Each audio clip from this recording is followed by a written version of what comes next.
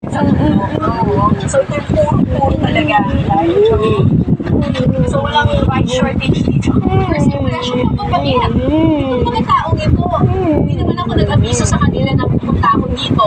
Pero pinento nila ako. As in, I was family.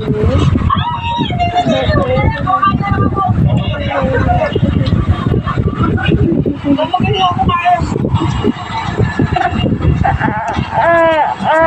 So, ngayon naman, start tanghalian natin. Paano po ito po gagamitin? Paano po ito?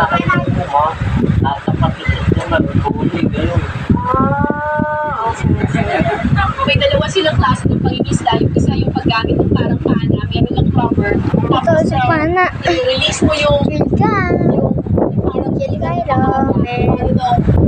matusok yung isda. Amen. Sirang kita.